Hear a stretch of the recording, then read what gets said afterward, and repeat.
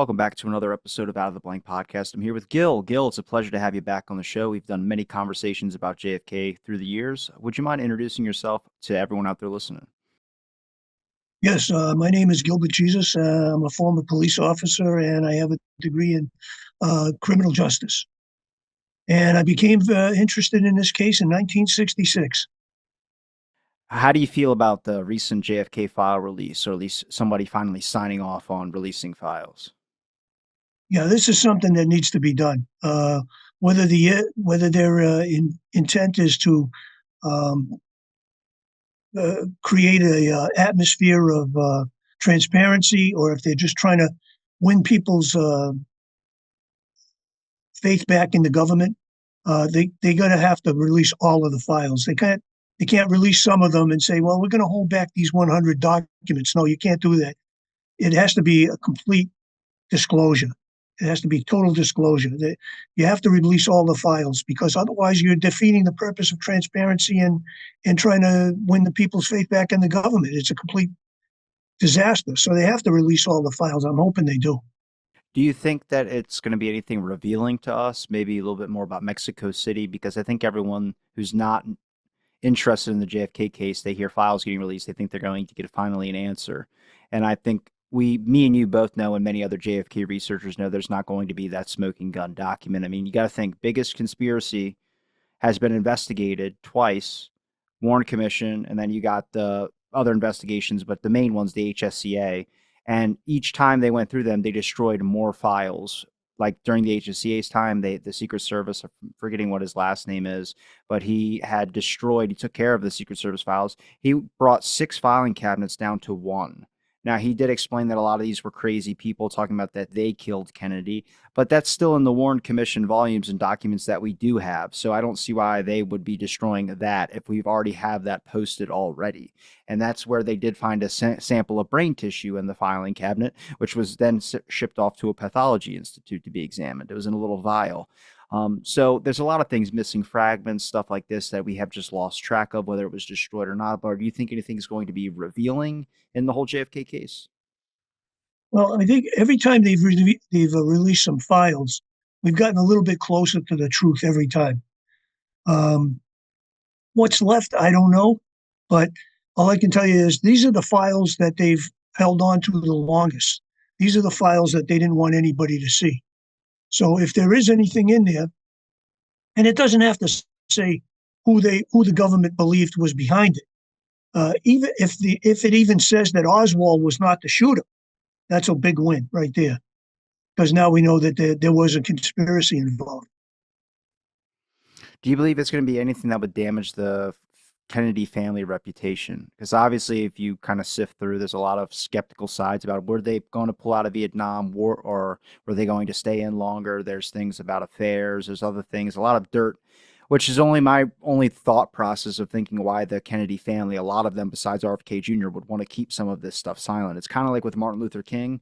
He wasn't exactly the saint that they painted him out to be, and that's okay. We're all human beings, but a lot of that is why the family doesn't want the files to be released. So to me, that's the only thing I could possibly think of where they would want to keep things private, would be just something against its character. That, and then we examine the JFK case, would be government operations or things that were going on that might still technically be employed today. I mean, I've spoken to the members of the ARB, but I mean, do you think it could be something as simple as, some type of thing to keep the reputation still intact, the Camelot theory? Well, I don't know, because CIA is not the only agency that's withholding documents. There's some from the FBI. There's some from the Department of Defense. There are other agencies that are involved in this. So an overwhelming amount of the files are CIA. I think it's 3,600 and change, but I think there's 3,900 altogether. And so there's other agencies involved in this. What they have, who knows? I don't know. But I say, hey, let's open up the doors and let the skeletons, whatever the skeletons are, let's see what they are. Now, when it comes to the word conspiracy, we've talked about a lot about the JFK assassination, but clearly, since it's kind of trending more now than I've seen a trend since I got interested into it, how do you examine that word, and how do you tackle an approach to someone who would be new to the case and wanting to look into it, but too afraid to be called a conspiracy theorist. Obviously, with the release of records, we all celebrated and we're happy that that's finally happening, even though we're not so hopeful. But people came out of the woodworks and started talking about that it's just not going to ever end the conspiracy theories. Hmm. Well, part of it has to do with the wacky conspiracy theories. You have everybody's got a conspiracy theory from, the driver killed the president to, A sewer shot. yeah, well, uh, I watched The Men Who Killed Kennedy. I know it does bring up a convincing did you point. see that? Yeah. Yeah. And there's all kinds of theories, but there's all kinds of crazy theories. And problem is, I never consider myself a conspiracy theorist. I consider myself a critic of the Warren Commission because in this case, I've looked at the case and I don't believe the evidence. I don't believe that the evidence is true. I believe that this is all faked.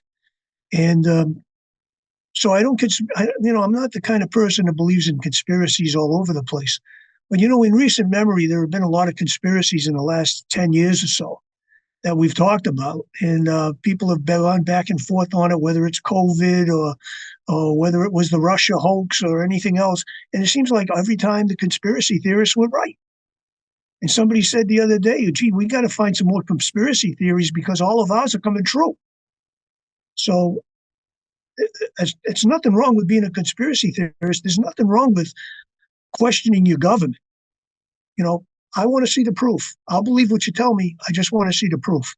And the Warren Commission, as far as I'm concerned, and the FBI in that investigation, did not show me enough proof to prove that Oswald and Oswald alone killed the president. Do you think that they did a good job at maintaining that official narrative for so long? Because it seems like the American public has always questioned the lone nutter kind of belief. At least when polls show, I think it was like 47% of Americans or something like that. And then it increased over the years after various films came out and people started to be able to question more. But it's one that is, I wouldn't say it's the biggest conspiracy because in my opinion it is, but there's been so many theories that are tossed out about who did it. And a lot of focuses on the who or the why that we never really just examined the evidence that we know now based in 2025 compared to what came out in 1963. And overall, I think the main thing to highlight to people, I mean, would be the Warren Commission and the production or the attitude of the Dallas Police Department at the time, because a lot of the evidence and stuff really starts to kind of fold apart when you're trying to trace certain things back to certain dates, when things were ordered, when things were this. And a lot of it just seems like very unethical in their procedures. Hmm. Yeah, and all of these different theories, the mafia did it, and you got this one did it, and that one did it. It the thing is, that you have to put the conspiracy together. A conspiracy requires a circle of associations, and you got to put this. Let me give you an example. Ruth Payne getting Oswald the job in the Texas School Book Depository, right? How does Ruth Payne fit in with the mafia? How does Ruth Payne fit in with the Secret Service agent sitting in the back seat killing president? How how does Ruth Payne get involved in this conspiracy to kill the president if it's the Secret Service? Why is the driver slowing the car down when the shooting starts? Give the shooters a better shot to kill the president. And he doesn't speed up. He lied to the Warren Commission. He said when he heard the first shot, he turned around, he didn't see anything, and he stepped on the gas. That's a lie. He looked back twice. And he didn't, and he kept looking back. He kept looking back at the president until he saw his head explode, and then he took off. So it's obvious that his motive was to make sure the president got it. But I mean, this hasn't got anything to do with Oswald. How does Oswald fit in with the mafia? Why? Because his uncle was a junkie. His uncle was a bookie. I knew a kid when I was a little kid. I knew a kid whose uncle was a bookie. I wouldn't say the kid was connected to the mafia. I mean, it's ridiculous. Some of these things, these conspiracy theories, they don't make any sense when you try to put them together. It doesn't make sense to me. I believe that this was an operation that was straight out of Operation Northwoods, that it originated with the military, with Operation Northwoods, and that the CIA took it, and the CIA was behind it, and they had the gunman there. That's what I believe, and they got a job. They got the job done. And they had Lyndon Johnson waiting there. And they had Johnson waiting there. Where do you believe the shots came from? Shots were fired from both directions, from behind and in front. They had him in a crossfire. Do you believe any of them originated from the Texas School Book Depository? Um, my best guess is possibly yes. I guess best guess would be yes, because people saw a man with a rifle in that window, but it wasn't Oswald. The man they saw wasn't Oswald, but they did see a man in the window with the rifle. As a matter of fact, some people said that they saw two men on the sixth floor, one at the west end and one at the southeast end, and they both had rifles. One appeared to be dark-skinned. So, yeah, I would say that the Texas School Book Depository was. And then you have, of course, you have Elizabeth Cole, who said that told the FBI after the assassination that she had reported hearing two Cuban students in New Jersey talking about the assassination of the president in Dallas from a book publishing company, that he was supposed to be killed from a book publishing company building. So, I mean, that's close to the School Book Depository. So, yeah, I think the shooters came from there. I think you could have had shooters come from there. Sure. Well, there's a book publishing company on the third floor of the Texas School Book Depository. Southwestern Book Publishing, and their regional manager brought two rifles into the building 2 days before the motorcade. That Warren Castor? Yes, and he brought the two rifles. Did you ever hear this, though? Apparently, Roy Truly in his statement said he never touched those rifles. But then from the statements of other people, Warren Castor and others said that Roy Truly grabbed the rifle and looked at it, like aimed with it, and just looked down the scope before he gave it back, the rifle back to Warren Castor, and he ended up going and putting it in his car. But I listened to The Men Who Killed Kennedy, and the James Hosty states that the only person that they could find that had a rifle in the Texas School Book Depository was Roy Truly, because he was going hunting. Now, he could have mistaked the name. For sure, he could have meant Warren Castor. It could have been a mistake. But they never mentioned anything about a son.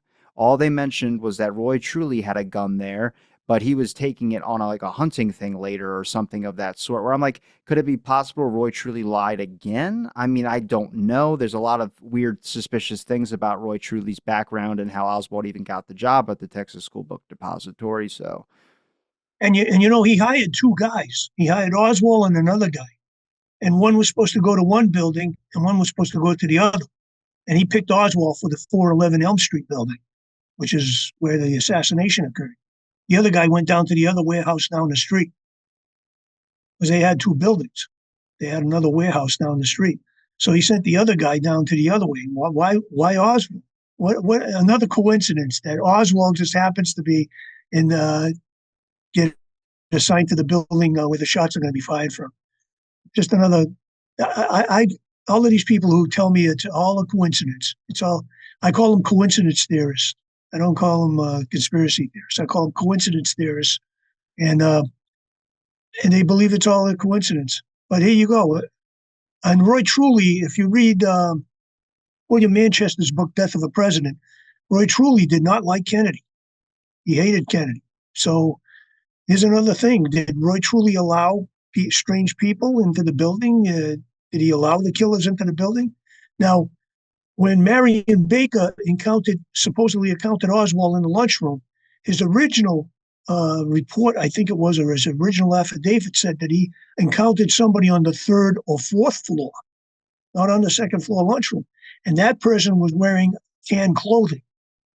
One of the witnesses outside of the Texas School Book Depository, I think it might have been Howard Brennan, I'm not sure, said that the gunman he saw in the window had khaki-colored clothing. That's tan clothing.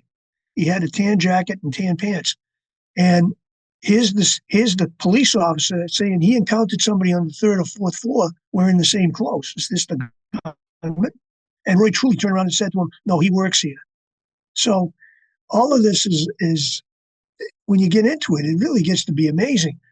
They created Oswald on the second floor. Maybe he wasn't even there. Well, the main point of reference for people here is that nobody was able to positively identify Oswald in the sixth floor window. Nobody saw him with a rifle in his hands taking a shot at the president. That's never happened. People bring up Howard Brennan, but I don't think you can trust his statements because he seemed to flip flop back and forth. The Warren Commission even told him to go home and then come back tomorrow to give another statement because it just wasn't adding up to where he was saying he was when he said he was there. But what about the number of people that worked in the Texas School Book Depository that saw Oswald either on the first floor or they saw him in the second floor lunchroom encounter? I think was the one that was might have been manufactured. But there's a lot of places that Oswald was, but nobody, or if you couldn't see him that day, they hadn't seen him at all that day. There's a number of witnesses that talked about they didn't know Lee Harvey Oswald and they've never seen him work in the Texas or in that building or work in that building. So there's a big question there when it came to, are they afraid because he's being charged for killing a cop? I think Bart Camp brings up good work on that aspect of things, but the overall people that knew Oswald and could identify him, there's Akis Campbell, which was the supervisor or second supervisor under Roy Truly, who supervised that building, the Texas School Book Depository, talked about he saw Oswald on the first floor. So it becomes more of a problem when you're trying to say that Oswald was on the sixth floor with a rifle when most of the witnesses either didn't know or see him that day or they saw him on a different floor. Right. Yeah, and the people who did see him on the first floor saw him at a time that it would have been impossible for him to get down to the first floor from the sixth floor. There's no way he could have got down there. It was like immediately after the shooting. There's no way he could have got down there that fast because the front stairway of the Texas School Book Depository only went up to the fourth floor.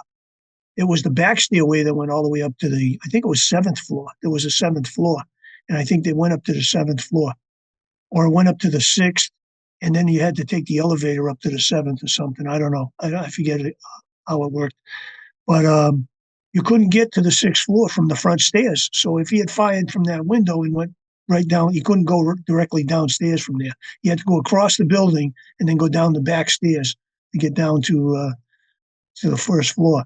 And for the people that saw him on the first floor, they saw him too soon for him to be on the sixth floor. And you're right, there are no witnesses. You cannot put him in that window at 12:30 with a rifle in his hands. Nobody's ever done that. Even the Dallas police said that. Well, if we could put him in the window with the rifle, I mean, we got him, but they couldn't do it. What about who could have possibly taken a shot from that window? You talked about the number of witnesses that stated seeing somebody that fit a different description with Oswald. Well, one of those descriptions in multiple witness accounts is someone with black little framed glasses and kind of like a hat or something of that sort. And a lot of it fits Mac Wallace's description. The reason I'm bringing this up is maybe we can talk a little bit about this and what your theory is on Mac Wallace being in that window, because recently, and people who are new to the assassination who are probably coming across this episode might know that there was a tape with LBJ or Clifton Carter talking to someone about LBJ hiring the hit against Kennedy. He's talking to Billy Solestes. Yeah, so I mean, he's talking to Bill. It becomes a problem. That tape is, we can play it. I don't know. I can't say for certain because of how good technology is getting it. It could have been a fabrication. It could be real too. The issue is that you can't verify it or you can't disclaim it. It's just one of those things now in the assassination, which there are many, that become this, I mean, there's nothing we can do with it really. Yeah, I think it was, many years ago, I think Walt Brown wrote a book on Mac Wallace. I think it was called The Men in the Window or something like that, or The Men on the Sixth Floor, something like that. And he got a fingerprint expert to take a look at a fingerprint that was never identified that supposedly was found on the sixth floor. And it matched Mac Wallace's fingerprint. It was supposedly found on one of the boxes or on the windowsill or something. And he had this fingerprint expert, and I think this is in The Men That Killed Kennedy. It's in one of the episodes there, too. And the expert turned around and said he found something like 34 matches on his fingerprint. There was no doubt that this was Mac Wallace's fingerprint. So then they turned around and they showed the fingerprint that he had that was found and the fingerprint that he examined. And these fingerprints aren't even the same.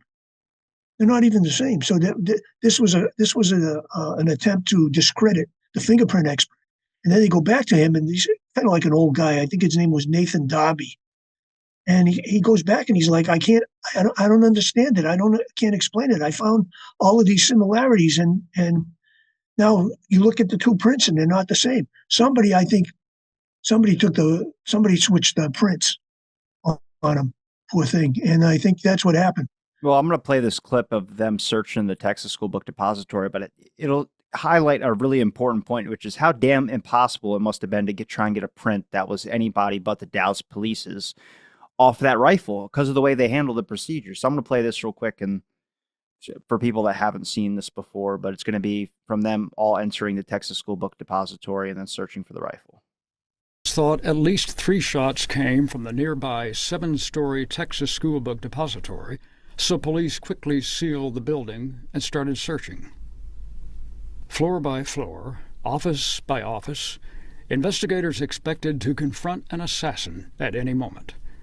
42 minutes after the shooting, below a corner window on the 6th floor, Deputy Sheriff Luke Mooney found 3 empty rifle shells. 10 minutes later, Deputy Sheriffs Gene Boone and Seymour Weitzman spotted a hidden rifle 125 feet away on the same floor. When Carl Day, the head of the Dallas Police Crime Lab, first examined the weapon, no gloves at all, fingerprints could be seen.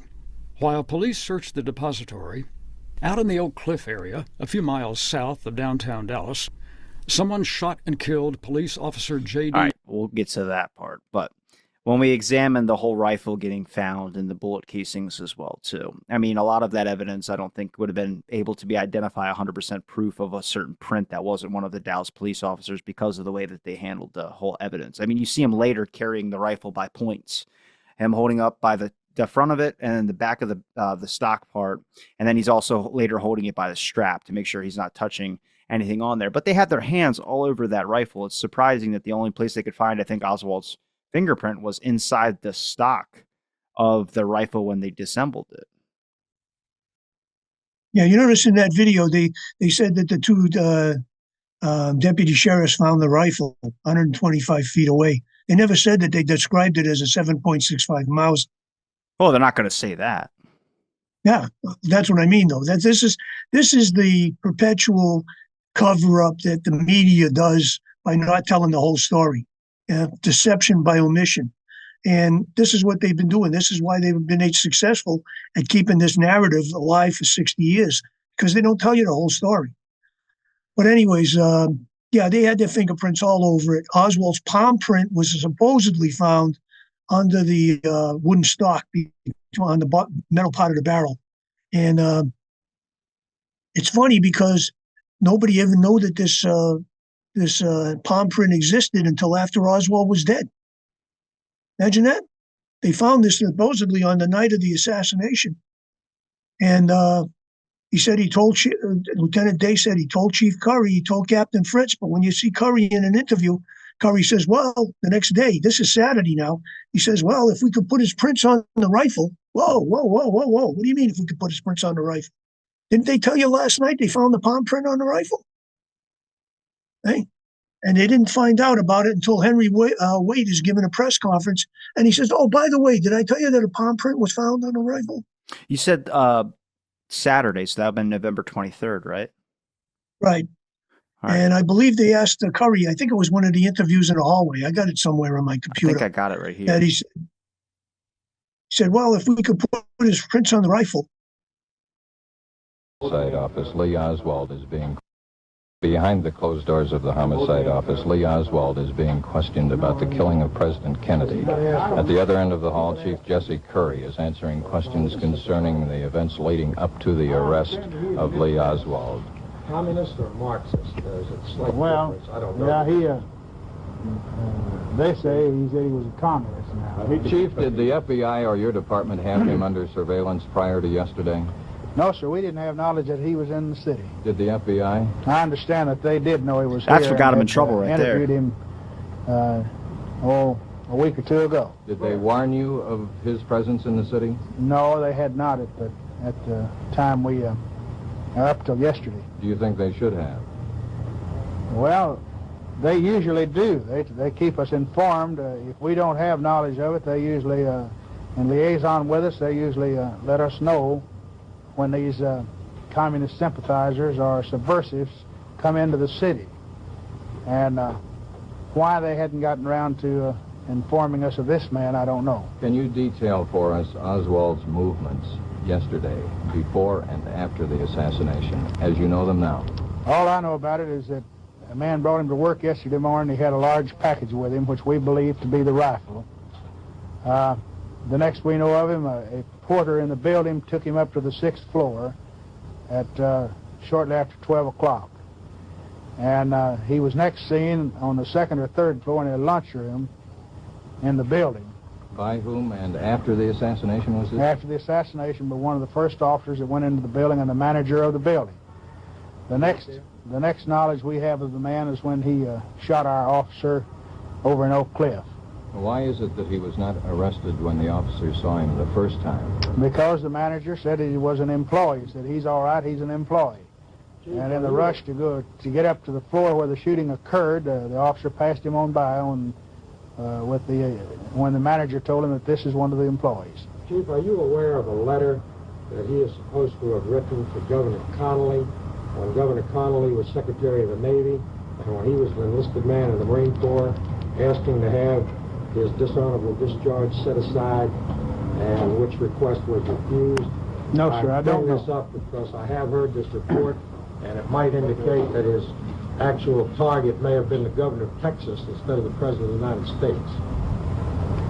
I don't know anything about it. Is it your belief that his actual target was the President of the United States? Yes, I think it was. I think it was him. Do you have any evidence to support that belief? No, sir. Except that he hit the president twice. And he apparently was an expert marksman, and he apparently was hitting what he was shooting at. Can you estimate the range from the window from which the shots were fired to the car in which the men were hit? I would estimate it about 75 yards. 75 yards on the slant. Now, what did you find in his apartment, Chief? Did you find some communist literature in his apartment? Yes, we did. Chief, you said that the FBI usually informs you if these suspected subversives are in your community. Were there others? For instance, if they had informed you about Oswald, what would you have done? Would you have taken special precautions on him with the president coming to town? I don't know what we would have done. There is no normal procedure for this type of thing. That's right. Do you think that the assassination could have been avoided, Chief? I don't know how the FBI knew he was But here. they did evidently interview him. When did they tell you this, Chief? Yesterday. They told you yesterday after the incident? Did they say what information they had gotten from him? If they evidently, did they indicate that it wasn't enough to warrant telling you in advance? I don't know. Do you think anybody they... under custody yesterday? Anyone else? No, we didn't have anyone in custody. We knew the movements of some people. How many? Oh, less than a half a dozen. 5? Were they being watched? Well, we knew where they were. His marksmanship, was that something he perfected in the Marines, or? That I don't know. Chief, I hate to keep on about the paraffin test, but if it's on both hands, it would indicate that he handled the rifle. Do you know what they... I don't know. I imagine they took it on both hands. I only saw them taking it on one hand when I was in there. They were working on one hand. There's a report that one of the detectives, the name of Brown, has said that the paraffin test on both hands was positive. They probably did, huh? This indicates... Positive on both hands? This indicates that he only As far shot as I a know, gun. all I know is this. I have the information, not officially. I haven't had a report. That was positive on both hands. If you fire a handgun, will it show up on your hand? Yes. As opposed to a shoulder. What does a paraffin test prove, then, Chief? Just proves that the man's fired a weapon. But you believe he is the man who fired the rifle that killed the president? Yes, I do. Did the FBI tell you? From the office of Dallas Police Chief Jesse Curry, we have been receiving... I don't think it's the exact one you were talking about the rifle aspect of things. This one but- was he was interviewed in the hallway, and they said, what about fingerprints, Chief? And he says, well, if we could put his fingerprints on the rifle, then we've got him. Or something. Well, that one reveals a lot there. I mean, he talked about over a half a dozen people that they were monitoring. Let's see, we have at least 3 different arrests that occurred on the same exact day, a few hours before Oswald was officially declared as the assassin. We have Donald Wainhouse as a good example, arrested. We have video footage of him. He looks almost identical to Oswald from the videotapes. I mean, a little bit shorter, but fits the description for sure. Yeah, and I think the reason why they arrested him was because of his car. He had a '57 Ford, and he took off out of the area at a high rate of speed. And so it looked suspicious to somebody. So somebody called the police, and they got his license plate number and found out he was living in Fort Worth. So they alerted the Fort Worth police, and they grabbed him. And he also mentioned something when it came to the FBI having knowledge of Lee Harvey Oswald. I mean, I find between us, I find it hard to believe that the FBI didn't tell him. I find it hard to believe. You think he would have forgot? Even Hosty said, Hosty said, no, we didn't tell him because he went to Mexico and he had met with an assassination specialist in the Soviet embassy. And that's why it was a national security thing. And that's why we didn't share it with him. That was Hosty's excuse. But I believe the Dallas police knew Oswald. They knew who Oswald was. Well, what's interesting is if you kind of examine what has been proven and what we know now to kind of poke holes in the official theory is if you look at Oswald's interrogation, which a lot of people aren't aware of, is that he was asked about Mexico City. And that's something that would not fit the exact Warren Commission painted version of a lone nut. Just some random person decided to take a shot at the president. Obviously, there's something a little bit more complex when it comes to Oswald and what he just mentioned about the FBI monitoring him. Okay, so then why was the Secret Service not warned about Oswald arriving, or not Oswald, or JFK arriving to Dallas and Oswald being literally right where the route changes at? Well, that would be on a threat list. Well, he's dropped off the threat list a week before by John Fain's clearance of Oswald saying he wasn't a threat to the president's life.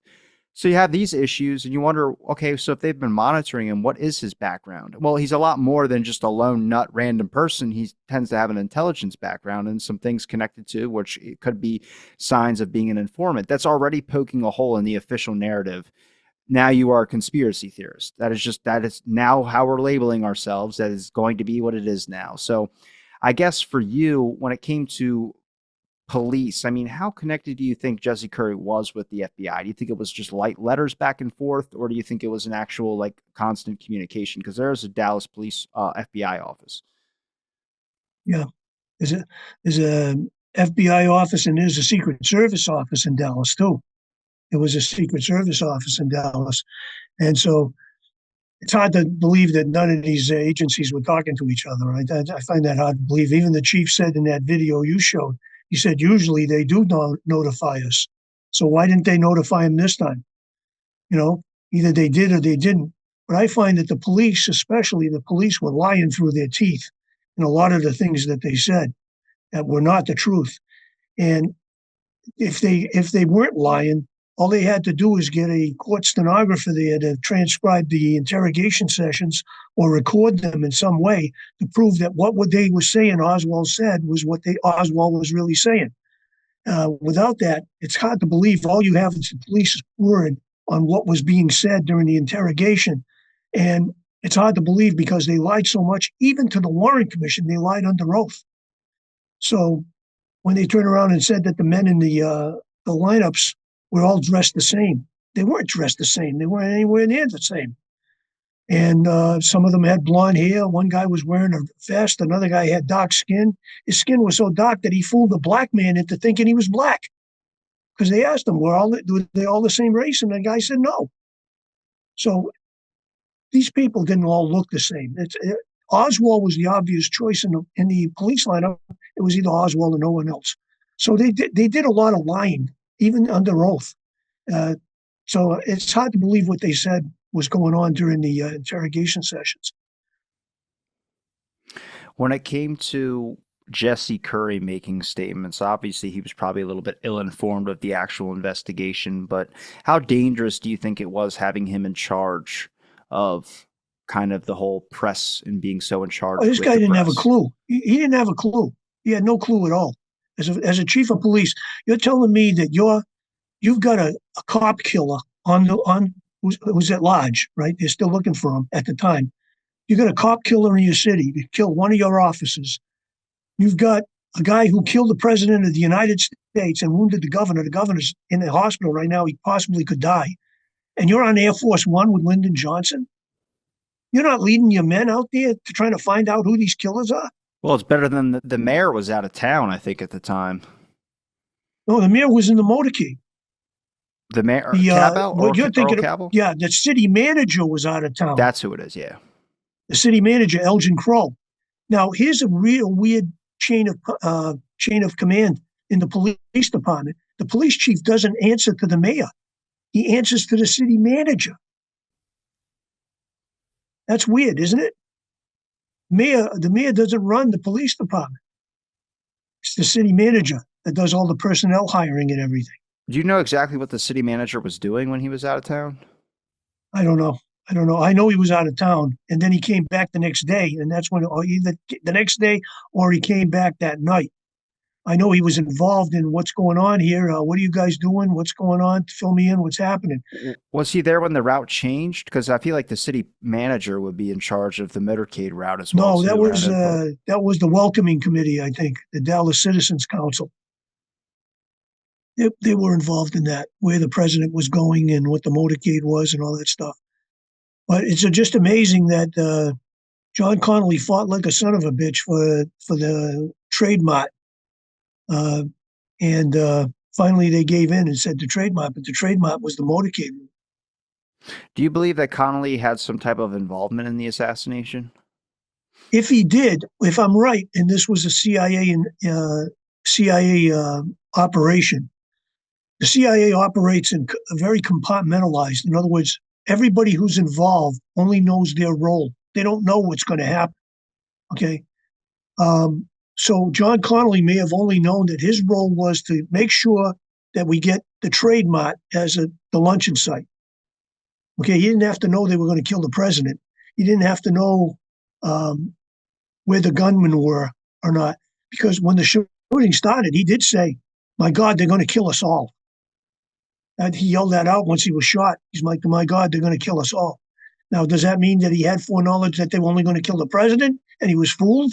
Or does that mean he just thought that the people in Dallas were so crazy that they're going to take shots at him and he got hit and that it was planned? Because he said he heard the first shot and he recognized it as a rifle shot and he didn't feel anything. That's important because the bullet travels faster than the speed of sound. So if he heard the shot and he hadn't been hit, that means he wasn't hit with the first shot.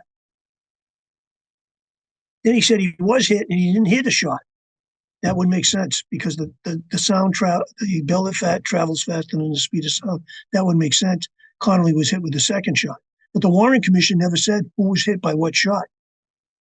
They said it wasn't important to determine which shot hit Governor Connolly. It sure the hell was, because you're advocating a single bullet theory, and Kennedy's already reaching for his throat, and Connolly hasn't been hit yet, according to the Zapruder film. So the first shot had to hit the president.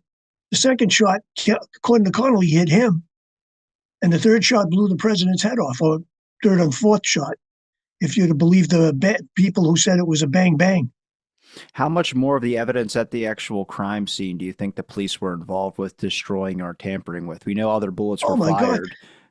There's a photograph of, I think it was a Secret Service agent or an FBI agent. I think it's FBI agent Robert Barrett bending down and trying to pick a bullet up off the ground. No, it's Buddy Walters. Yeah, Buddy Walters is in there, but I think it's Barrett that's picking it up. Well, maybe you're right. Maybe it's Buddy Walters. Let's say because the guy's unidentified. If you look at the clock, the Hertz clock on top of the Texas School Book Depository behind them, it says 12:40. This is 10 minutes after the assassination, and there's cars on the street. Why isn't that street closed off? That's a crime scene. So there's cars on that street. People listening real quick. This is Jim Murray set of photographs. There's more that show this guy bending down and picking up something that's in the grass. Now, Buddy Walters, the guy in the black hat, if you're watching this, had said in an interview, later changed it later in a different statement, that he didn't know what it was, but he talked about picking up a metal fragment of something, okay? This guy bends down in front of him, picks it up, and there's other photographs that show this guy literally putting it into his pocket and walking away. There's one of the photos. This is apparently, you can't really tell. I know some people try. Yeah, look at the clock. Look at a clock. Look at a clock in that photograph. Which photograph? The one you just went by. This one? Yeah, look at the clock up on top there. 12:40. 12:40, 10 minutes after the assassination, and they got cars driving on the street. God damn, with glasses, you got better vision than I do. Yeah, 12:40. 12:40, 10 minutes after the assassination, they're letting cars drive on the street. That's a crime scene. That's just Here it is. a murder there. So Don't let them drive over any kind of evidence. We have the photo of him shoving whatever it was. It was in his pocket. It was in his pocket. 12:40. The guy walks off. I know, I get it. It's 12:40. But the guy walks off with the bullet thing in his pocket, and then I don't know. I don't think anybody's identified who that guy was. I don't think it was Barrett because I think he's gone without an identity. But this guy picks up a bullet fragment or shell, whatever it was, he puts it in his pocket. It was good enough to put in his pocket and then walks away.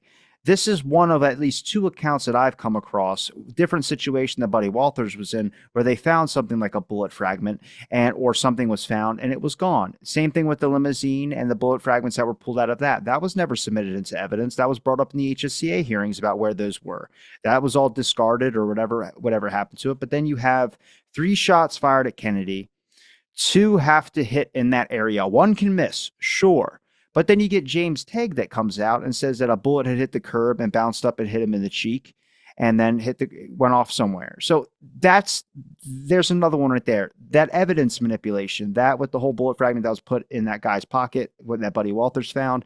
But then we have James Tegg. That curb was put into the National Archives. Now, there have been disputes about that curb. They said that the marking on the curb was a little bit different than the one that was originally there. I don't know exactly what happened.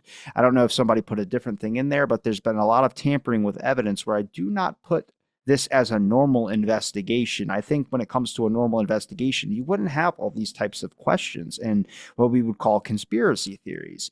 I think this is just rational because things are not matching up to certain things that were there from the people that witnessed those things. I mean, if James Tegg never stepped forward, would just be 2 shots hitting Kennedy or 1 shot hitting Kennedy and going into Connolly. But now that we have James Tegg, the situation has to get a little bit more weird, which is with the whole magic bullet theory that gets created by Arlen Specter, which I think everyone kind of has laughed at one point. Yeah, and the point you make that nothing adds up. And if the story was true, everything would add up. All of the evidence would support other evidence. And you could trace what was going on here. But the Dallas police, again, leaving that street open like that 10 minutes after the assassination, that's ridiculous. But they're not interested in catching the real guy. They're interested in catching whoever they arrest is going to be the guilty party. You know, we've already talked about how they did their business. And it's this corruption that it's not a conspiracy theory when you examine the evidence and you find out that it doesn't add up. Okay, that's not a conspiracy theory. That's research. That's what we call research. Well, and how many investigations do you just have certain markings where police did not investigate in certain angles? We have the grassy knoll that was never investigated. We have a cop that ran over there. We have multiple witnesses saying they saw smoke come from there. But then we have a lot of things where certain individuals didn't, I'm not going to say didn't, but they just bothered not searching into it. I mean, how many people like Roger Craig had saw Oswald or a person run out of the Texas School Book Depository and get into a station wagon? It wasn't just 2 people. It was like at least 5 people I have clipped up and put on my channel that had seen a person, exact description of Oswald, hop into a station wagon or a Rambler. So that we have that another pursuit aspect, but that leads into conspiracy because you have more than one, because then you have to think about the getaway driver. So a lot of these angles, I mean, what have you come across in the case when it came to evidence at the crime scene, besides the stuff that we've talked about that has led you to question the ethics of the Dallas Police Department? Yeah, one of the things was they found the 3 shells on the 6th floor, and they put them in an envelope and never sealed the envelope. And then there's question about when Lieutenant Day mocked them. He said he mocked them that night before he turned them over to the FBI. And then later on, when he went to his testimony, he's like, "Oh, well, no, my guys told me, my detectives told me that I mocked them at the scene. I must have forgot all about it." You know, Then like you said, Oswald getting into the Rambler. You got multiple witnesses who say they saw the same thing. People saw a man running behind the fence. Who was he? Somebody ran into a cop reported meeting a Secret Service agent on the grassy knoll. There was no Secret Service agents in Grassy Knoll. Who was he? I know who he was. I don't know his name, but I know he was probably military intelligence because there were 8 to 12 military intelligence agents on there. Why wasn't the commander of the military intelligence unit who claimed that he was ordered to his people to stand down? Why wasn't he asked that? Why are 8 to 12 of your people doing in Dealey Plaza if you were told to stand down? Did you disobey a direct order? All of these things were never looked at. And the same thing with the Tippett murder. You know what I mean? The bullets didn't match the gun. Of course, they couldn't because the gun had been rechambered. I'm going to get to the Tippett stuff here in a second, but I want to play this because this is another aspect a lot of people do not know about. Sorry if I'm playing a lot of clips. It's for people new because we've seen this stuff, but a lot of people always want to know what the evidence is behind it. And there's plenty of video and witness evidence and footage and all this type of stuff out there. But this is Jerry Coley. This was another aspect not pursued by the Dallas Police Department or the FBI. I'll play it real quick. Coley worked in the advertising department of the Dallas Morning News, and on November 22, 1963, Coley and Mulkey stood on Houston Street near the entrance of the Old County Jail. They did not see or hear the shooting. However, when news spread, they went to Dealey Plaza. While walking down the steps on the grassy knoll, they discovered a pool of blood. When the two men returned to the office, they told photographer Jim Hood about the blood. He visited the scene and took a photograph of it. The following week, 2 FBI agents arrived at the office and asked to speak to Coley and Jim Hood. They asked to see the photograph. They took this away, plus the negative. The FBI told the two men, "For your benefit, it never happened." I'm very interested in some blood that I saw. He said, "Where?" I got a photographer. He made a picture. He said, "Who is the photographer?" And I said, "It's Jim Hood." He said, "You got any more prints?" And Jim said, "No, I made one print." He took that brown envelope and he slid it back in there and he took his negative and put it in there. And he said, "Well, boys, this conversation never took place." Jerry Coley. I made that clip. It's a 1-minute clip just because the only other video interview you can have with him is 55 minutes and nobody has bothered to clip up those certain bits of him saying that he found a pool of blood in Dealey Plaza and he took a photograph of. So I just did it for a 1-minute clip trying to include everything about him in a quick summary. It's kind of helpful. But there's a lot of things like that. I mean, I'm still coming across certain interviews like with Malcolm Kilduff, where Malcolm Kilduff in an oral history, I think I posted a couple of them. I don't know if you caught one of those yet. They're very interesting because I think a lot of people tend to not know so much about the critics. And I know it gets brought up all the time that 3 members of the Warren Commission were critics of the official conclusion and chose not to support it. It's a lot more than 3. It's I think it's basically all members except Alan Dulles. John McCloy, one of the biggest proponents of the Warren Commission, the one that really lied his ass off to protect the reputation of the FBI and the Warren Commission, even stated that he had trouble trying to get over the fact that John Connally said that he was hit with a different bullet than JFK was. So everyone has had some type of doubt. Same thing with Malcolm Kilduff and the single bullet theory. He didn't believe that. He also thought it was very strange that the Warren Commission never called him as a witness or bothered to interview him. And also the HSCA never bothered. It was Richard Sprague, I think, but then Sprague was eventually kicked out or voted out. But Malcolm Kilduff always explained these things. He also highlighted a big issue with his drinking problems. And he talked about that this was not uncommon amongst the Secret Service at the time, that a lot of members of the Secret Service had a heavy duty drinking problem. And the more he got into politics, it was just how they did business.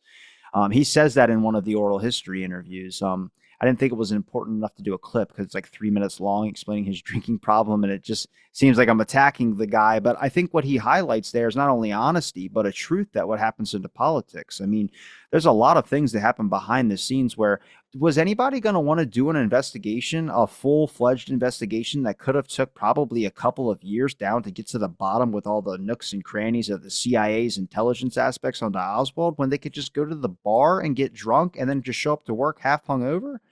I mean, that's the thing for me. It's like trying to understand that. If you examine it from the way that the Secret Service were drinking at the time and others, it just seemed like they were just having fun. I mean, a lot of those Secret Service members, 9 of the 13 or 9 of the 16 that were there were out till like 2 or 3 o'clock in the morning at the cellar drinking like some hard stuff. So I mean, that's not what we think about when it comes to our agents protecting one of the most important people in the world. So these are all things that I feel like need to be added to the discussion about conspiracy theories and the JFK assassination, because you start illuminating these things to people and people start going, is that real? It's like, yeah.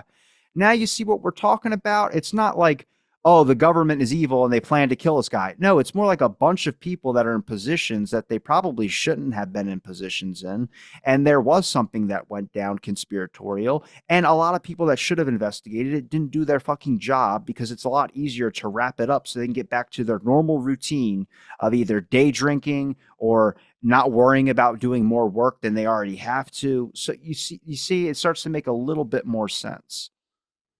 The Secret Service handbook says that any agent that's on travel status, that's the term it uses, travel status, is not allowed to drink. No drinking. Anybody who violates it can be terminated right on the spot. So, and none of these guys were fired. None of these guys were even reprimanded.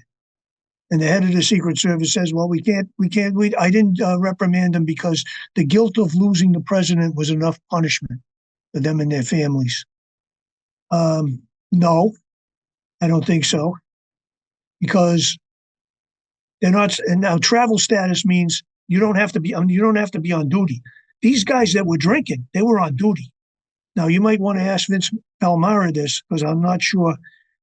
But from what I understand, the guys that were in the motorcade are the same guys that were drinking the night before.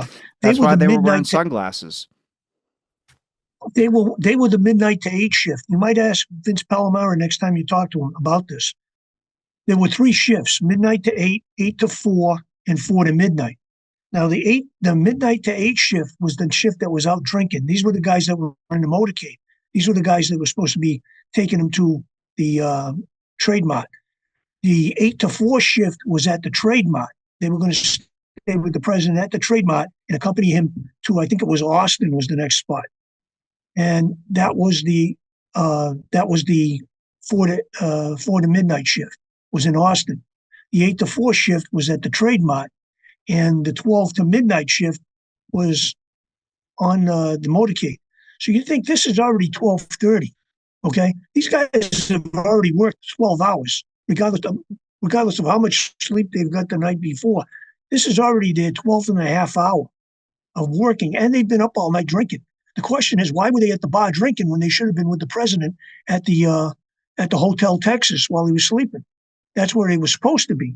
But they left the president there alone with 2 firemen, because it's required that there's 2 firemen on the floor where the president stays. In the event of a fire, they can get him and the first lady out. Okay, so all that was there was the 2 firemen. The Secret Service guys were gone. They were out drinking all night.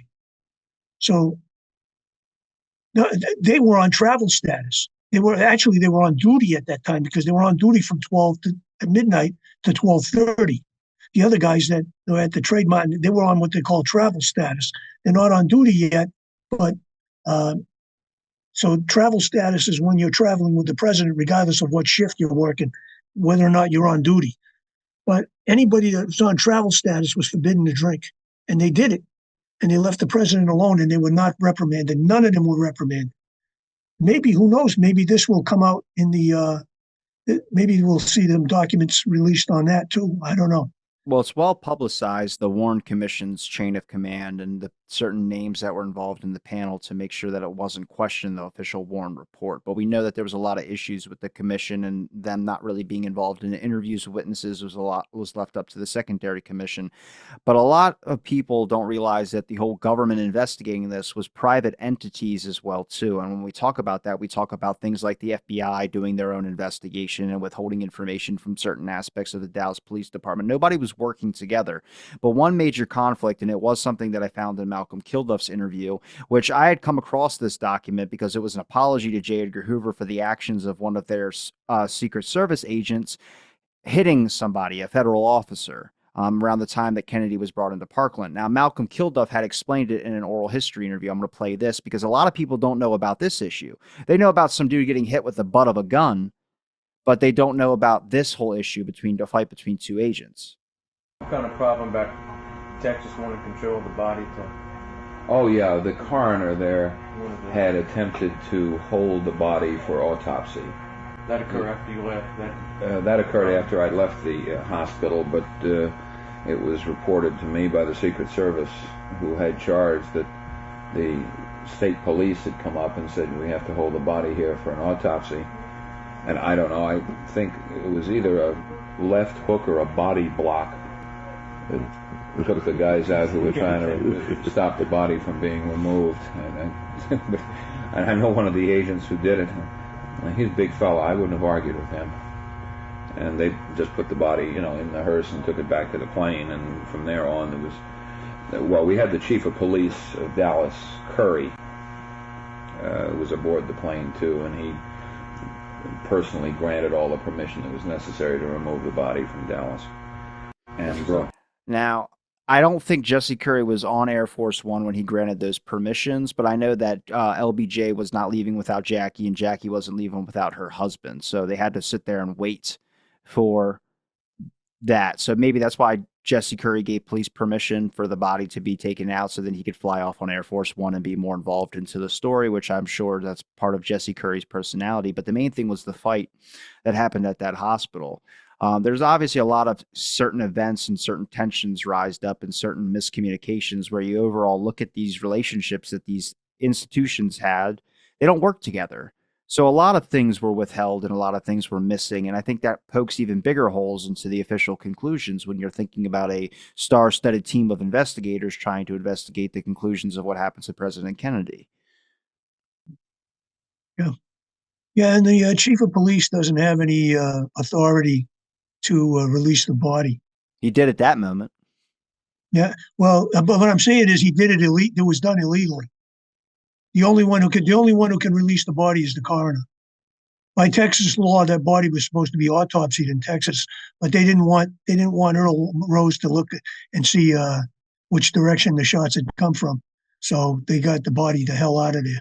Which, if Earl Rose probably would have done the autopsy, it probably would have more conclusions and we would have less of a mismatched autopsy when it came to the president. I think the movement of the body, they said, was Jackie's idea to bring it to Bethesda. But the issue there is that those doctors that worked on it at Bethesda had no experience or didn't have much experience when it came to gunshots. Things of that sort, where Earl Rose, that would have been a little bit easier. There's also certain interviews with, I might have it on my channel. It was during the HSCA hearings when they were talking about, hold on.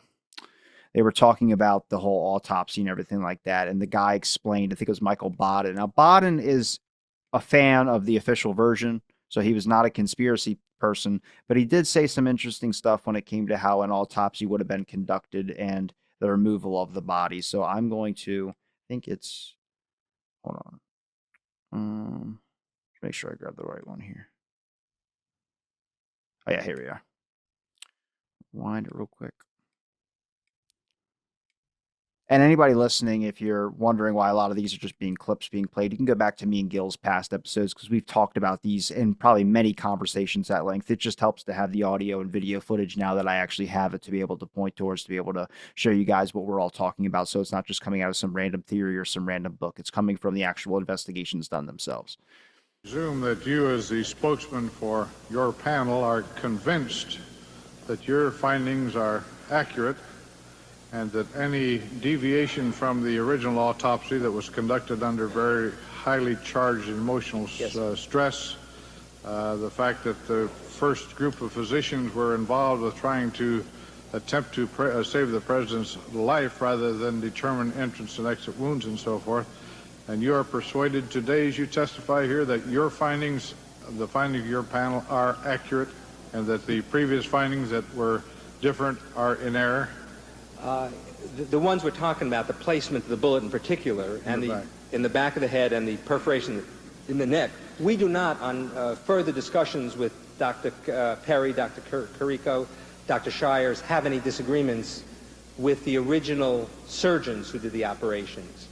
There are some disagreements with the doctors in Bethesda, and you point out, in addition to everything else, when the doctors did the autopsy in Bethesda, in a military situation, with a lot of superior officers who are not forensic pathologists present, it creates a pressure, I think, that we are better able to control in the civilian setting, where the medical examiner can tell the chief of police or the mayor's representative or the chief rabbi, please leave the autopsy room and we will do it under our terms. We can do that in a civilian life.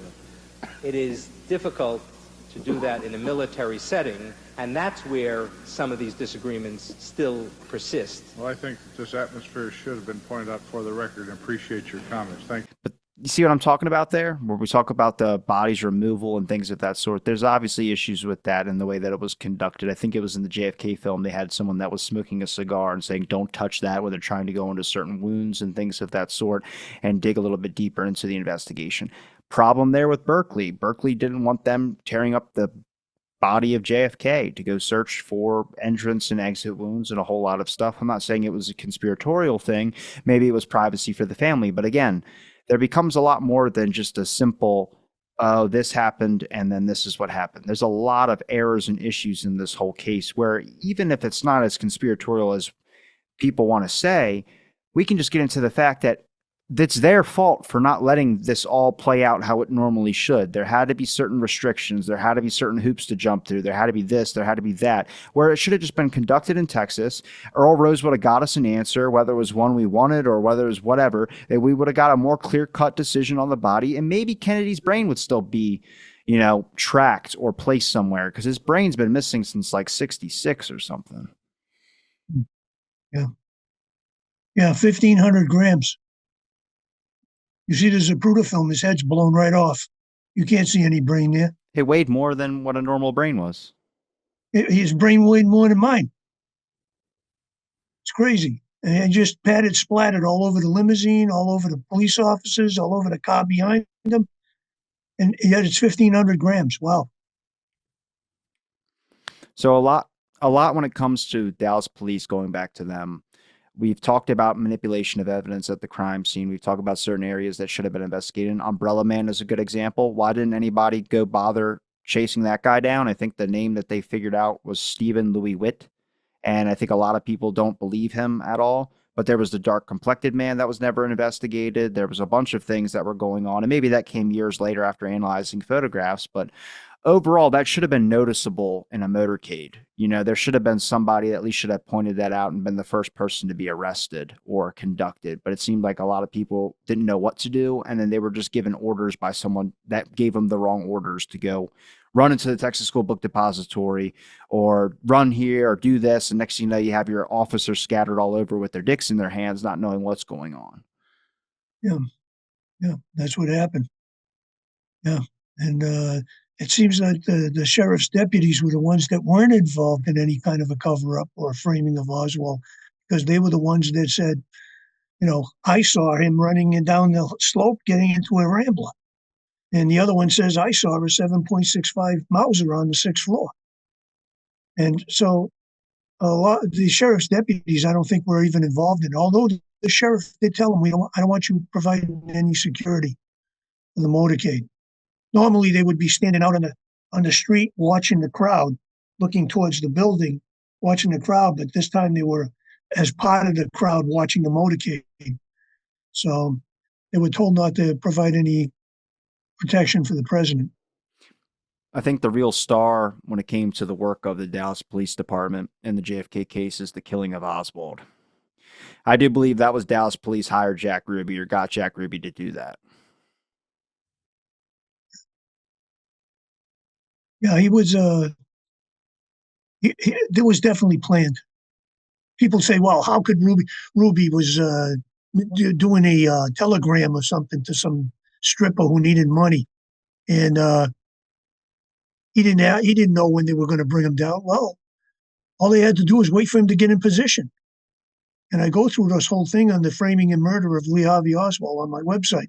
That Woodrow Watkins, I think his name is, Wilkins, or something like that. I forget his name now. But he was the one who knew Jack Ruby. He was the lieutenant that was on duty that day in the jail office, and he was off the day before. when they could have moved Jack Ruby on Saturday. The sheriff wanted to move him, and they said, no, the chief says we're going to wait till Sunday. Oh, you mean Oswald? Yeah, move Oswald. The sheriff wanted to move him on Saturday night after dark. And 9 o'clock, he finds out from a reporter, no, we're moving him 10 o'clock. They're moving him 10 o'clock Sunday morning. Nobody from the police department ever called the sheriff. The sheriff's supposed to be ready to receive him. So he's got his guys sitting there waiting to receive Oswald, and nobody told him it's been canceled. It's been changed to 10 o'clock in the morning. So he turns around, he calls the Dallas police station. So the Dallas police station says to him, he talks to the captain on duty, the officer in charge. I think it was Frazier, Captain Frazier. He talked to him, and Frazier says, no, he's not being moved till the 10 o'clock in the morning, chief's orders. So it's supposedly the sheriff is supposed to be in charge of the transfer, okay?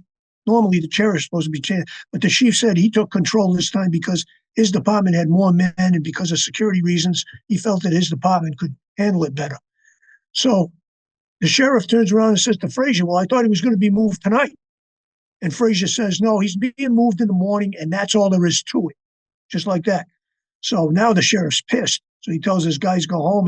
It's not going to be moved till 10 o'clock in the morning. But he's mad because he received a death threat against Oswald. He wanted to move him right away. And he didn't get a response from the chief until 8:30 the following morning, on Sunday morning. So he called, or the FBI called him, I think it was somewhere around midnight. And so the FBI called him back and said, how'd you make out with the Dallas police? And the sheriff said, they haven't responded yet. So then the FBI turns around and calls the Dallas police. Dallas police said they're trying to get a hold of the chief for permission to move him. Permission, my ass. Whoever the officer in charge is, you make that decision. You're a captain. You're in charge of the station. You're on duty. You're an officer in charge of the midnight shift. You make that decision. Let the chief bitch at you later. Okay? We got a death threat against the prisoner. We're going to move him now. The sheriff says he's ready. Let's move him. But they didn't do that. It's like nobody wanted to buck the chief's word. The chief took his phone off the hook.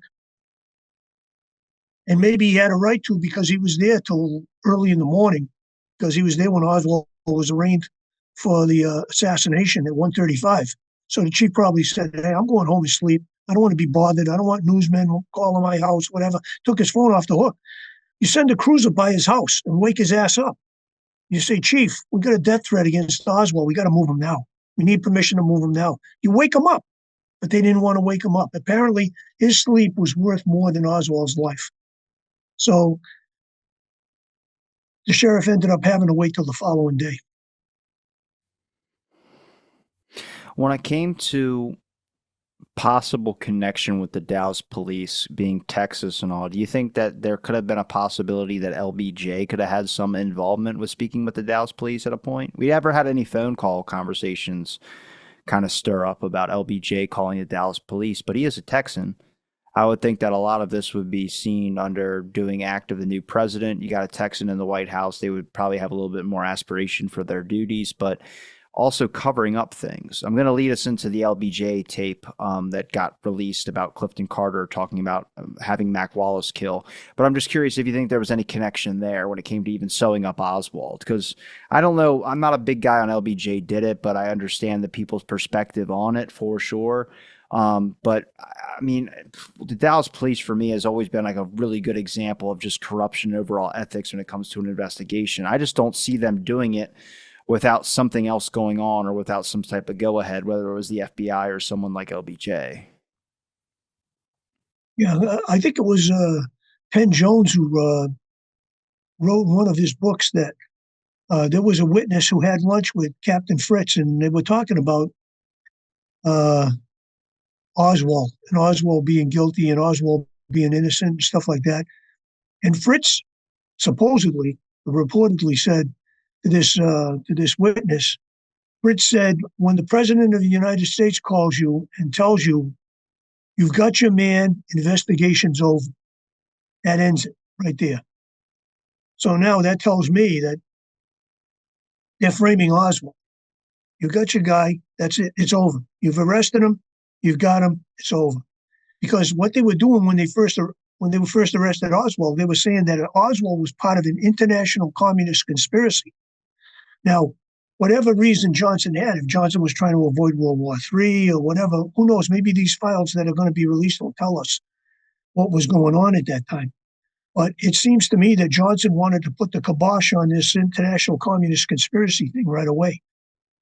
But this is right out of Operation Northwoods, to kill somebody, a prominent American, and to blame it on Castro or the Russians. This is right out of their playbook. I'm going to play the tape that probably a lot of people who are new to the assassination probably came across that was trending for a bit of time, and then we can just kind of share our thoughts on it. Like I said, it's one of those things in the assassination, much like much of the stuff we showed already with Pool of Blood and Dealey Plaza, Agent on the Knoll. You can't say anything because either it wasn't properly investigated or it's just one of those things you don't have an answer on. It's not a pro argument. It's not an anti argument. I mean, if you're pro the LBJ theory, it can be for this one, but it's just one of those things that should have been conducted, should have been investigated. And again, another hole in why it's such a conspiracy is the fact that there is so many different roads to go down because it was not properly conducted. It left an open area for discussion and murmurs. So here's the LBJ tape. Hopefully.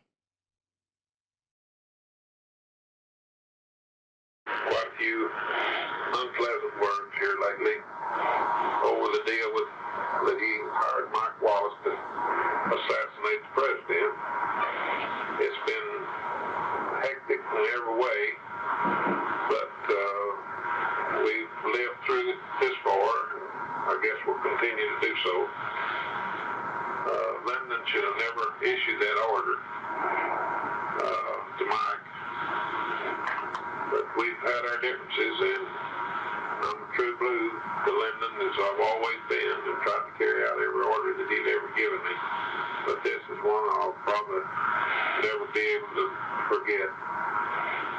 And the times that we've had in Texas, and the embarrassment that Lyndon had gotten from Kennedy, I guess there wasn't anything else to do but what he did. Well, you know, Lyndon could have really helped me if he would. Well, Lyndon's the kind of person that doesn't want to help anyone. He's all for Lyndon, and that's the way he's pretty much always been. Well, they had me backed up on that Henry Marshall killing, and they just kind of blackmailed me to keep my mouth shut. And if I hadn't had a bunch of tapes that I played after he got killed, because, 17 got killed in this situation very mysteriously. And I've done a lot of time, and I've lost a lot of money, and hurt my family a whole lot. And it's really got me just disgusted with Lyndon in one way. In one way, I feel real sorry for him.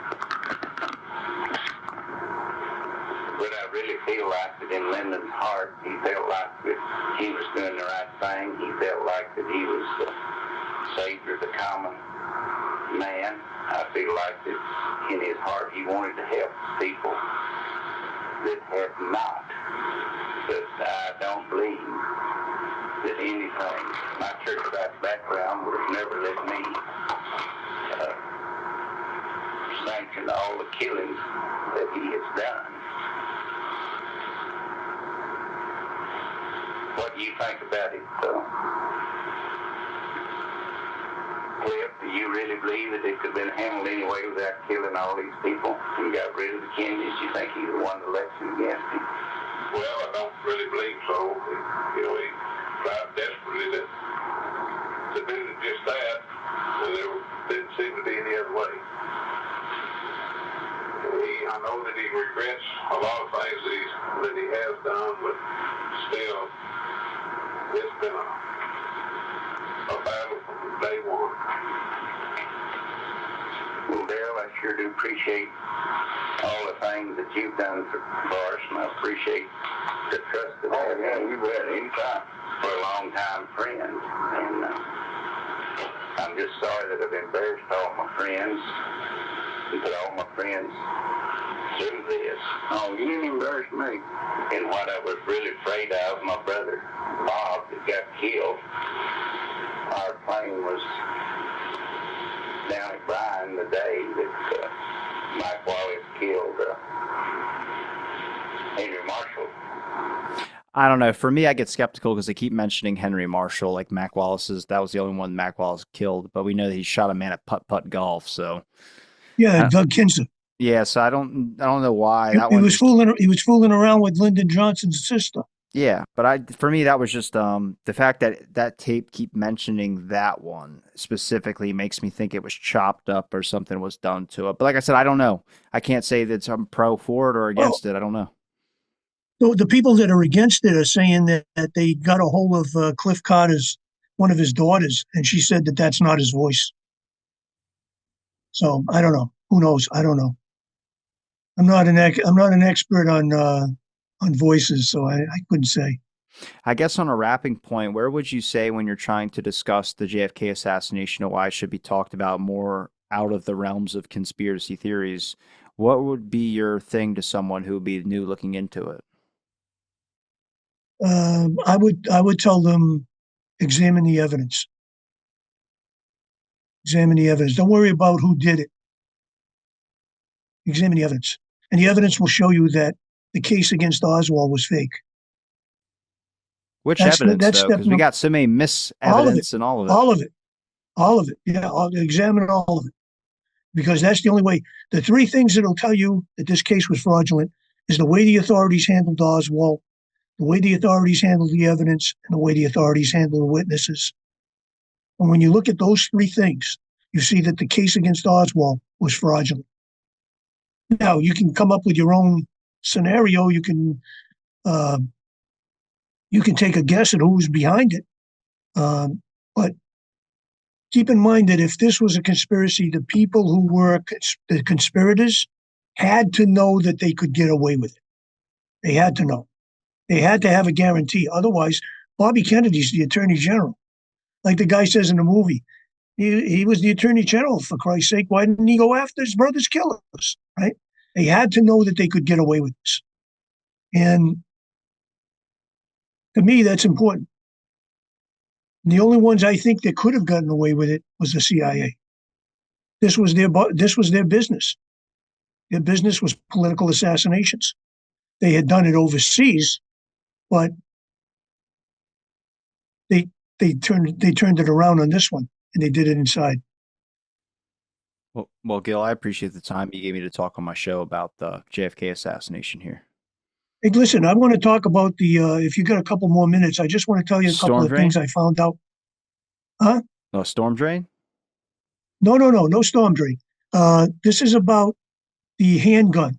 Okay. All right. Before we do that, I want to play the HSCA thing real quick, and then I'll let you go into the pistol and everything like that. It was what I found about the pistol that allegedly killed Tippit. In the HSCA hearings, they brought it up, and I haven't found any of this HSCA footage online anywhere. I was sent this by Tim Smith. So I've been going through all the files in my Dropbox that he shared it with me. But I haven't seen any of these on YouTube. I've only seen a couple. I think the Humes one was posted of Humes' interview on here. But these they go for 8 hours long almost. So it's like Oswald's revolver. Do your test-fired bullets match microscopically with CE 602, 603, 604, and 605? Are these the bullets that were recovered from Officer Tippit, sir? These are the bullets that were recovered from the body of Officer Tippit. Our microscopic examination and comparison of these bullets failed to positively identify this revolver as the one that fired those bullets. We did find the class characteristics that were present, the number of lands and grooves, the width of those lands and grooves to be the same. However, the individual characteristics were not present in sufficient quantities that we could say that that revolver and no other revolver fired them. Regarding... That's all I wanted to share. Take the stage, Gil. Yeah, I want to say some things about this handgun that I found pretty interesting. I found a few things, and that, see if I can find it here.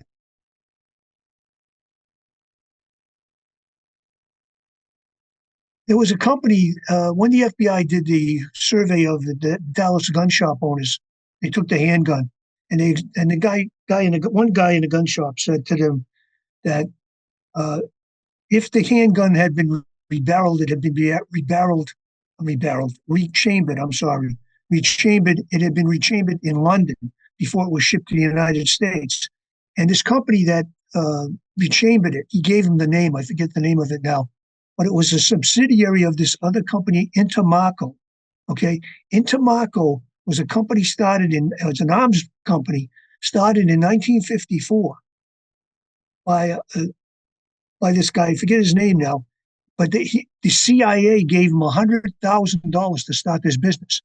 In 1954, he sold the CIA, well, through the Army, because the CIA couldn't buy ammunition. Through the Army, he sold the CIA ammunition for the overthrow of Arbenz in Guatemala in 1954. Some of his weapons ended up in the hands of the Bay of Pigs in 1961.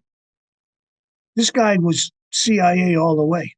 Okay, Interarmco. The subsidiary of Interarmco, this company in London, was the one that keep saying that, rechambered the handgun. Okay, so now you got the handgun in the hands of a subsidiary of the CIA. And not only that, you know who one of Interarmco's customers was? Klein Sporting Goods of Chicago. Yeah, I see the smile on your face. That's what I said. When I read that, I was reading it through documents. If you want, I can email you the documents. But when I was reading it, I'm like, oh my God, you got both murder weapons involved with companies that associate with a company that is a CIA front for weapons. You got to be shitting me. You know, when I saw this, I was like, wow, that's quite the thing, and nobody's ever brought that up. But it's interesting. It's one of those things that's interesting. All of a sudden, the weapons are in the hands of the CIA or their pals. Anyways, What goes people around say, comes you mean around? to tell me you think the shipping records were all faked? Well, I mean, if they were all pals with the CIA and the CIA is involved in this, yeah, I think they were.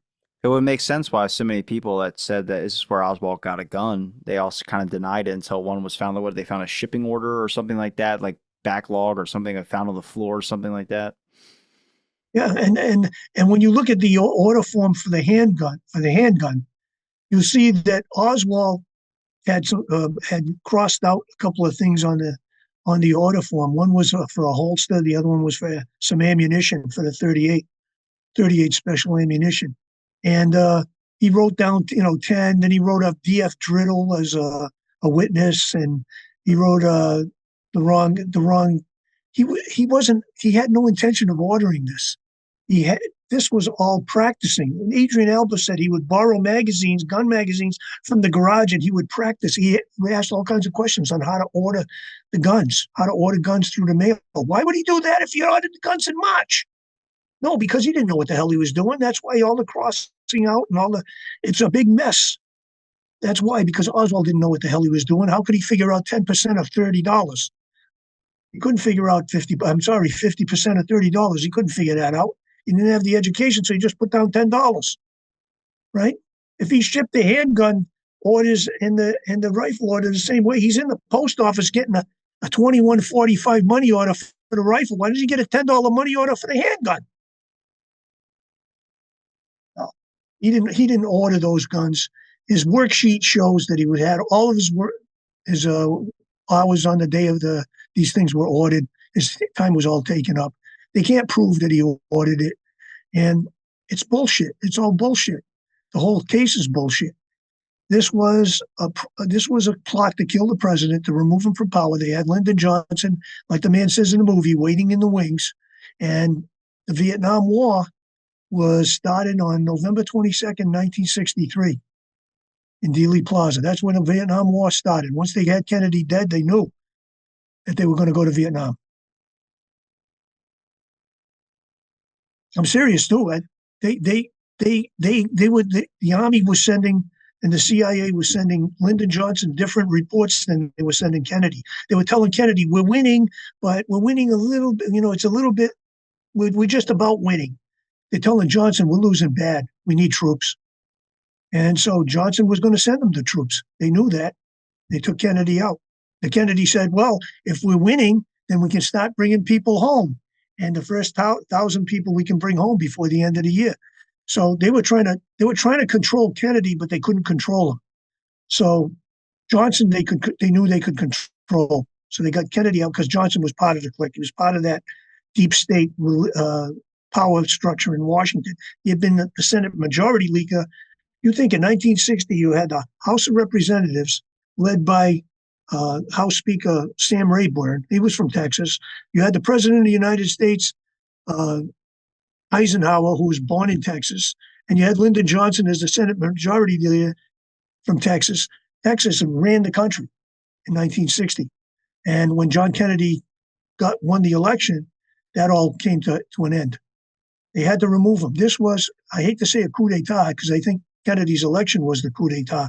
This was a counter coup to return things to the way they were before the 1960 election. That's all it was. It was a change of power. And the CIA was behind it. That's what I believe. And I hope that's what the files will show, but who knows? Gil, I appreciate the time you gave Okay, to talk on my show. I'm done. I know. We'll get to the sewer conversation at one point, for sure. Oh my, the sewers. Oh. Yeah. But where can people find your links, Gil? Gil-Jesus.com is my website, and that is it's called Lee Harvey Oswald Really Guilty? And it's an examination of the evidence by me. And there's some stuff in there that's pretty interesting. I think people will find any newbies to the assassination, and they can reach me by email. My email address is on the website if anybody has any questions. And that's about it. Well, I'm going to link all your links in the description. It's been a pleasure chatting with you. And thank you, everybody, for listening to this episode of Out of the Blank. Stay tuned for next episode.